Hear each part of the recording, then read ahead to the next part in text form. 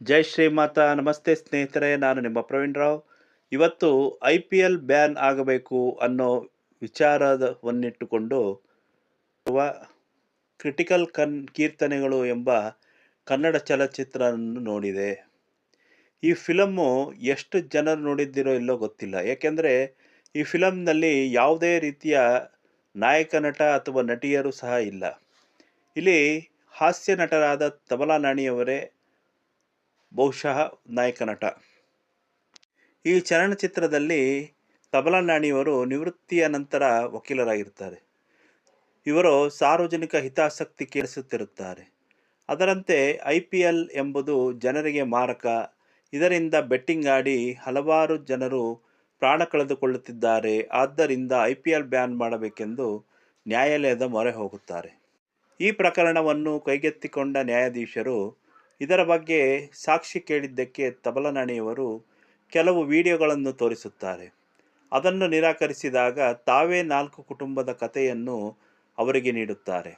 ಇದರಲ್ಲಿ ಮೊದಲನೆಯದು ಬೆಂಗಳೂರಿನ ಸಾಫ್ಟ್ವೇರ್ ಕಂಪನಿಯ ಉದ್ಯೋಗಿಯ ಸಂಸಾರದ ಕತೆ.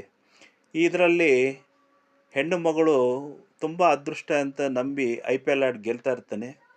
ಆಮೇಲೆ ಸೋತ ಮೇಲೆ ಅದು ಅದೃಷ್ಟ ಅಲ್ಲ ದುರಾದೃಷ್ಟ ಅಂತ ಆ ಮಗು ಸಾಯಿಸ್ತಾನೆ. ಇನ್ನೊಂದು ಕಥೆಯಲ್ಲಿ ಉತ್ತರ ಕರ್ನಾಟಕದ ಒಬ್ಬ ಆಟೋ ಡ್ರೈವರು IPL ಆಡಿ ಹುಚ್ಚ ಆಗ್ತಾನೆ.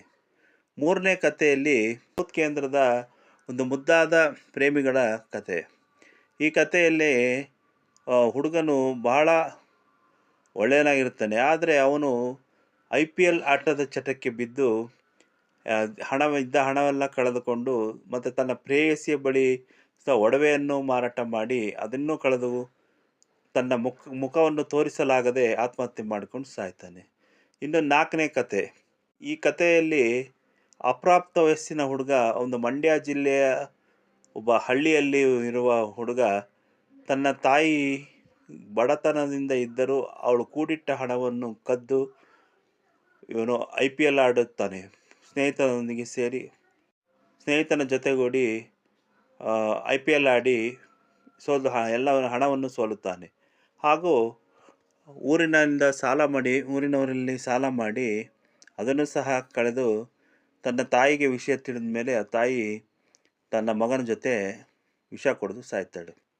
ಈ ಕಥೆಯನ್ನು ಕೇಳಿದ ನ್ಯಾಯಾಧೀಶರು ತಮ್ಮ ಮನೆಯ ಏನೆಂದು ವಕೀಲರಿಗೆ ಕೇಳಿದಾಗ ವಕೀಲರು ಇಷ್ಟೆಲ್ಲ ದುರಂತಕ್ಕೆ ಕಾರಣವಾದ IPL ಅನ್ನು ಬ್ಯಾನ್ ಮಾಡಬೇಕೆಂದು ವಿಧವಾಗಿ ಪ್ರಾರ್ಥಿಸುತ್ತಾರೆ. ಆದರೆ ನ್ಯಾಯಾಲಯ ಹಾಗೆ ಮಾಡಲು ಬರುವುದಿಲ್ಲ ಎಂದು ತೀರ್ಪು ನೀಡುತ್ತಾರೆ. ಇದು ಈ ಸಿನಿಮಾ. ಈ ಸಿನಿಮಾದಲ್ಲಿ IPL ಬೆಟ್ಟಿಂಗ್ ಬಗ್ಗೆ ತುಂಬ ಚೆನ್ನಾಗಿ ತೋರಿಸಿದ್ದಾರೆ. ಆದರೆ ಬೆಟ್ಟಿಂಗ್ ಯಾವುದರಲ್ಲಿಲ್ಲ ಹೇಳಿ. ಹಾಗಂತ IPL ಅನ್ನು ಬ್ಯಾನ್ ಮಾಡುವಂತೆ ಹೇಳುವುದು ಎಷ್ಟು ಸರಿ? ಇದು ಹೇಗೆಂದರೆ ಹಿಂದೆ ಹೆಣ್ಣು ಮಕ್ಕಳು ಹುಟ್ಟಿದರೆ ಅನಿಷ್ಟ ಅಂತ ಭ್ರೂಣ ಹತ್ಯೆ ಮಾಡಿದ ಹಾಗೆ ಬೆಟ್ಟಿಂಗ್ ಆಡುತ್ತಾರೆ ಅಂತ IPL ಪಂದ್ಯವನ್ನೇ ಬ್ಯಾನ್ ಮಾಡಬೇಕೆನ್ನುವುದು ಎಷ್ಟರ ಮಟ್ಟಿಗೆ ಸರಿ? ಇಲ್ಲಿ ಆಟವನ್ನು ಆಟದ ತರಹ ನೋಡಿದರೆ ಯಾವ ತೊಂದರೆಯೂ ಇಲ್ಲ. ಆದರೆ ಕೆಲವರು ಬೇಗ ಶ್ರೀಮಂತರಾಗಬೇಕೆನ್ನುವ ಚಟ, ಇನ್ನೂ ಕೆಲವರಿಗೆ ನಾವು ಗೆಸ್ ಮಾಡಿದರೆ 100% ಗ್ಯಾರಂಟಿ ಅನ್ನೋ ಭ್ರಮೆಯಲ್ಲಿರುತ್ತಾರೆ. ಇನ್ನು ಕೆಲವರು ಎಷ್ಟು ಬೇಕೋ ಅಷ್ಟೇ ಬೆಟ್ಟಿಂಗ್ ಆಡುತ್ತಾರೆ. ಆದರೆ ಹೆಚ್ಚಿನ ಸಂಖ್ಯೆಯ ಜನರು ಕ್ರೀಡೆಯನ್ನಾಗಿ ಮನರಂಜನೆಯಾಗಿ ನೋಡುತ್ತಾರೆ. ಹೀಗಿರುವಾಗ ಅಲ್ಪಮತಿಯ ಜನರು ಆಡುವ ಹುಚ್ಚಾಟಕ್ಕೆ IPL ಬ್ಯಾನ್ ಎಷ್ಟು ಸರಿ? ನಿಮ್ಮ ಅಭಿಪ್ರಾಯವನ್ನು ಕಮೆಂಟ್ ಮೂಲಕ ತಿಳಿಸಿ ಹಾಗೂ ಸಾಧ್ಯವಾದಷ್ಟು ಶೇರ್ ಮಾಡಿ. ಧನ್ಯವಾದಗಳು.